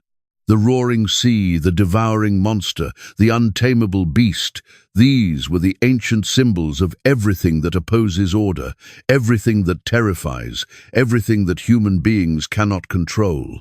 They are, in a sense, the closest thing in the natural world to Job's own experience of suffering, of forces that descend without warning and cannot be resisted or understood. And what does God say about these embodiments of chaos and terror? He says, "I made them, Behemoth, which I made as I made you, Leviathan, whom I formed to play in the sea," as another passage describes him. The very forces that seem most chaotic, most threatening, most beyond all human control are not beyond God's control. They are His creatures. He made them. He sustains them. He even, astonishingly, delights in them. Leviathan, the fire-breathing terror of the deep, is described elsewhere in Scripture as a creature God formed to frolic and play in the waters. The monster is, to God, almost a plaything. It is worth lingering on this, for it touches something the ancient mind understood far better than we do. In the cosmologies of the ancient Near East, the world was imagined as a fragile island of order, surrounded on every side by the waters of chaos. Creation itself was often pictured as a victory, the moment when the divine power subdued the roaring sea, bound the great dragon, and established the dry land and the ordered heavens in the midst of the threatening deep. The sea, the monster, the flood, these were the ever-present symbols of everything that menaced the created order, everything that could rise up and unmake the world, everything wild and dark and devouring. To speak of Leviathan was to speak of the very embodiment of chaos, the primal terror that lurked at the boundaries of existence. And the great surrounding myths of the ancient world told of gods who battled these chaos monsters, who struggled and strained and barely prevailed, whose victories were precarious and whose order was always under threat.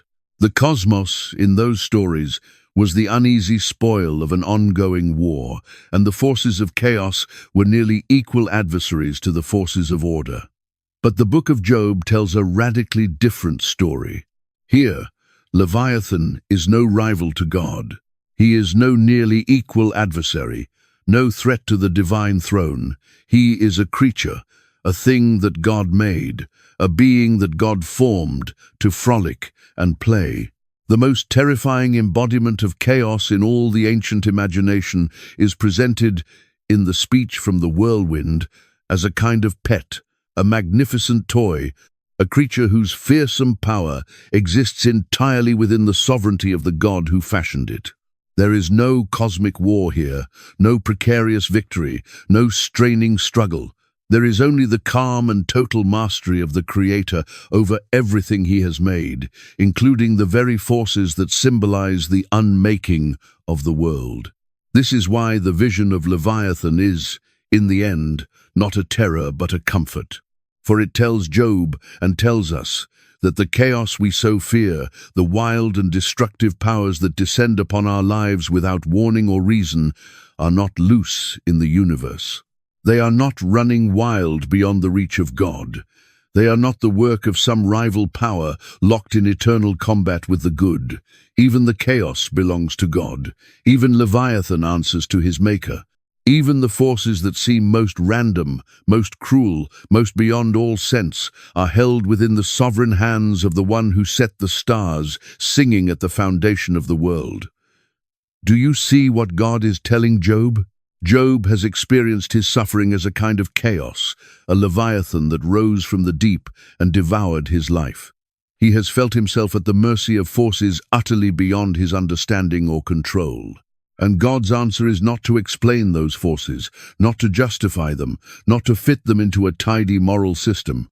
God's answer is to say, I am the master, even of the chaos. The forces that overwhelm you do not overwhelm me.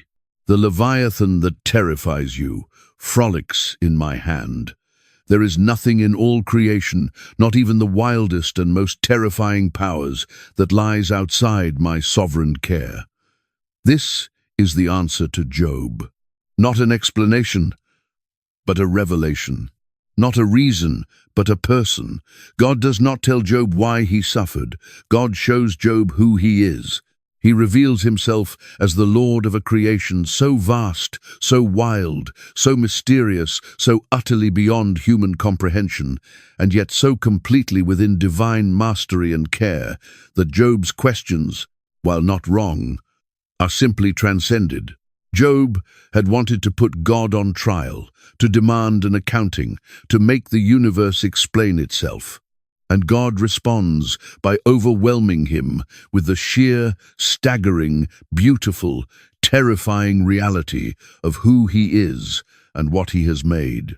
It is worth pausing to feel the strangeness of this.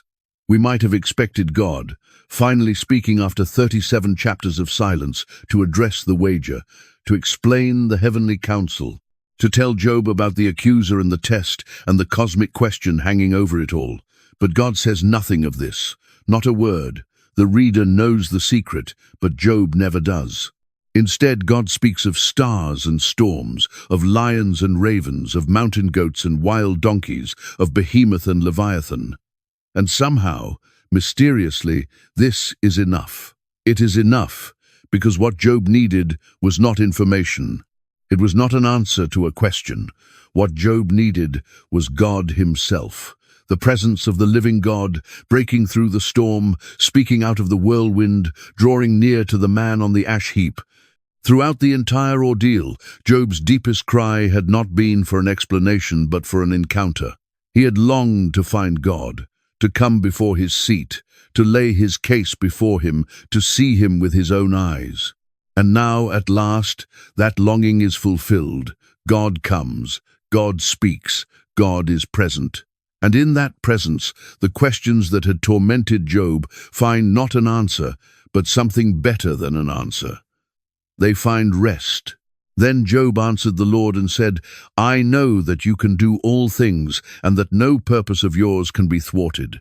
This is Job's final response, and it is utterly transformed from everything he has said before. Gone is the protest. Gone is the demand for vindication. Gone is the longing to argue his case before the throne. In its place is something deeper, quieter, and infinitely more profound. Who is this that hides counsel without knowledge?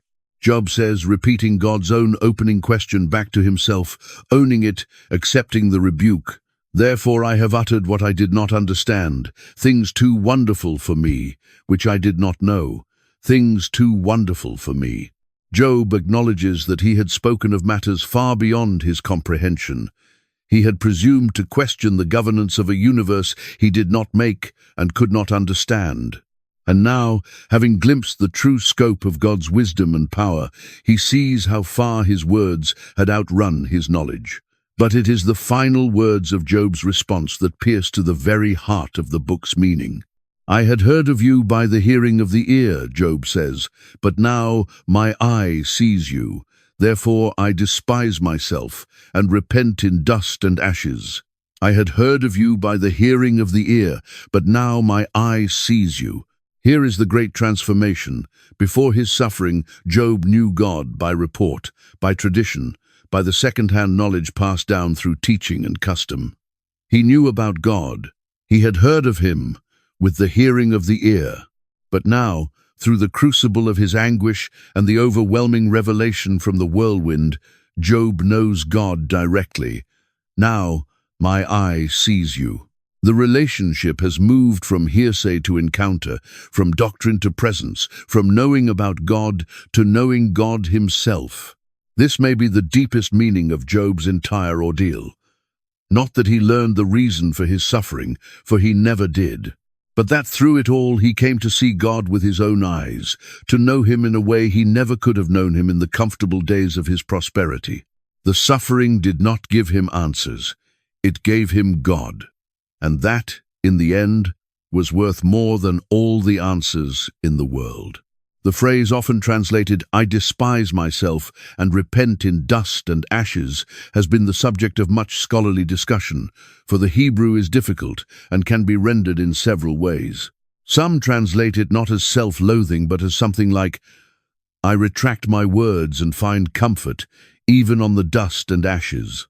Whatever the precise nuance, the meaning is clear enough. Job lays down his case. He withdraws his complaint.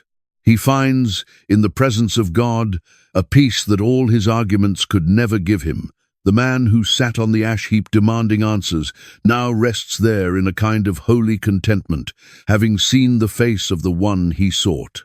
And then comes the resolution, and it contains one of the most surprising verdicts in all of Scripture. For God turns to the three friends, and his judgment of them is severe. After the Lord had spoken these words to Job, the Lord said to Eliphaz the Temanite, "My anger burns against you and against your two friends, for you have not spoken of me what is right, as my servant Job has." Stop and consider the staggering weight of this. The friends who defended God at every turn, who insisted on his justice, who maintained the doctrine of retribution against all of Job's protests, are told that they have not spoken what is right about God. And Job, who questioned, who protested, who accused God of injustice, who demanded an accounting, who said things that would make any pious soul wince, Job is the one of whom God says, "My servant Job has spoken of me what is right." How can this be? How can the one who challenged God be vindicated, and those who defended him be condemned? The answer lies at the very core of the book's wisdom. The friends spoke about God, but they spoke falsely. They forced God into the small box of their theology. They insisted that suffering must be punishment, that the universe must operate by simple moral arithmetic, that God must reward the good and punish the wicked in this life, visibly and immediately. And to defend this system, they were willing to slander an innocent man, to accuse Job of crimes he never committed, to declare that his dead children must have deserved their deaths. They told lies about Job in order to protect their picture of God, and in doing so, they spoke falsely about God himself, reducing the infinite mystery of his ways to a mechanical formula. Job, by contrast, spoke truthfully. He refused to lie about his own experience. He refused to confess to sins he had not committed. He insisted on the reality of his innocent suffering, even when it seemed to call God's justice into question. He brought his anguish, his confusion, his protest, his raw and unfiltered honesty directly to God. And though much of what he said was wrong, though he spoke of things too wonderful for him, though he had to be humbled and corrected, the fundamental orientation of his heart was true. He spoke to God, not merely about him. He sought God's face, not merely God's gifts. He wrestled with the living God rather than defending a dead doctrine.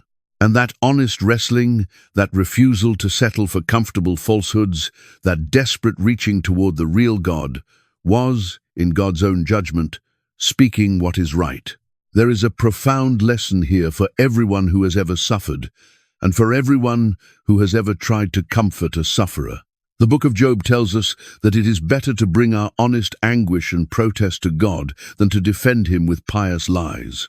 It tells us that God can handle our questions, our anger, even our accusations, far better than he can tolerate our false certainties about him. It tells us that the friends who rush to explain suffering, who offer easy answers, who insist they know why this tragedy has befallen, may be doing far more harm than the sufferer who cries out in raw and unanswered pain. And so God instructs the friends to bring offerings and to go to Job, that Job might pray for them. The very man they had condemned becomes their intercessor. "And my servant Job shall pray for you," God says, "for I will accept his prayer." The friends, who had presumed to mediate God's truth to Job, must now humble themselves and receive the prayers of the one they wronged. And Job restored to the priestly role we saw him in at the very beginning, rising to intercede for others, praise for the friends who had wounded him so deeply. It is an act of extraordinary grace. Job does not gloat. He does not demand an apology. He does not refuse to forgive. He prays for them, the men who sat in judgment over his agony, who twisted the knife of accusation in his deepest wound. And the text tells us that the Lord accepted Job's prayer. The breach is healed not through the friends being proven right, but through the wronged man's intercession for those who wronged him. And the Lord restored the fortunes of Job when he had prayed for his friends, and the Lord gave Job twice as much as he had before. Here the story comes full circle. Job's prosperity is restored, and more than restored, twice as much as he had before. His brothers and sisters and all who had known him came and ate bread with him in his house, and they comforted him for all the evil that the Lord had brought upon him. The community that had abandoned the sufferer on the ash heap now gathers around the restored man. And the Lord blessed the latter days of Job more than his beginning. He had 14,000 sheep, 6,000 camels, 1,000 yoke of oxen, and 1,000 female donkeys. Exactly double his original wealth. And he had 7 sons and 3 daughters, the same number of children as before. And here some interpreters have seen a quiet and tender theological hint. Job's wealth is doubled, but his children are not. He has 7 sons and 3 daughters, the very same number he had lost. Why not double? Perhaps because, in the deepest wisdom of the text, the lost children are not truly lost. They are not replaced like livestock. The 10 who died still belong to Job, still wait for him in the hands of the God who holds the keys of death. And so the new 10 are not a doubling but a restoration of the original number, with the first 10 still counted, still held, still his, beyond the veil. It is a fragile and beautiful reading, and it points toward the hope Job himself voiced in the depths of his suffering, that his Redeemer lives, and that he would, in his flesh, see God. And the daughters receive a special mention, a lovely and unusual detail. In all the land there were no women so beautiful as Job's daughters, and their father gave them an inheritance among their brothers. In the ancient world, daughters did not typically inherit alongside sons. But Job, transformed by his ordeal, gives his daughters an inheritance, an act of generosity and tenderness that breaks the conventions of his age. The text even records their names, Jemimah, Keziah, and Keren-Happuch, names that mean something like dove, cinnamon, and horn of eye paint, names of beauty and fragrance and grace. After all the loss, after all the darkness, the book ends with beauty, with daughters, with names, with light. And Job died, the final verse tells us, an old man and full of days, full of days. The Hebrew suggests not merely a long life, but a life that was complete, satisfied, brought to fullness. The man who had cursed the day of his birth, who had longed for the oblivion of the grave, who had wished he had never existed, dies at last full of days, his life made whole. What, then, are we to make of this ancient and profound book? It does not give us a simple answer to the problem of suffering. It deliberately refuses to. The reader knows the secret of the heavenly counsel, the wager, the cosmic question about disinterested love. But even that is not presented as the answer to why all suffering happens. It is the particular reason for Job's suffering, a reason Job himself never learns. The book seems to insist that there is no formula, no equation, no tidy explanation that can account for the suffering of the innocent. The friends had a formula, and they were wrong. Job demanded an explanation, and he never received one. The closest thing to an answer is not a proposition, but a person. It is the God who speaks from the whirlwind, who reveals himself as the Lord of a creation too vast and wild and wonderful for human comprehension, who masters even the Leviathan, who feeds the ravens and watches the wild goats give birth, and delights in the freedom of the wild donkey. The book of Job tells us that we live in a universe far larger and more mysterious than our moral calculations can capture. It tells us that suffering is not always, perhaps not even usually, a punishment for sin. It tells us that the righteous can suffer terribly, and that their suffering is not evidence of hidden guilt. It tells us that there are dimensions to reality, counsels and conflicts and purposes in the heavenly places that touch our lives in ways we cannot see and will never fully understand. And it tells us, above all, that even in the depths of unexplained suffering, God is present, God is sovereign, God is in control even of the chaos, and God can be encountered, known, and trusted, even when he cannot be understood. For the Christian reader, the book of Job has always pointed beyond itself. Job longed for a mediator, an arbiter who could lay his hand on both God and man. He cried out for a Redeemer who lives, who would stand upon the earth, whom he would see in his flesh. And the New Testament proclaims that such a one has come. The innocent sufferer of the book of Job, the righteous man who endured undeserved agony, becomes a shadow and a foretaste of another innocent sufferer who endured the ultimate undeserved agony, who became the true mediator between God and humanity, who is the living Redeemer standing upon the earth. Where Job sat on the ash heap and could not understand his suffering, the one who came after entered willingly into suffering, and on a hill outside Jerusalem cried out the ancient question of every sufferer, my God, why have you forsaken me?"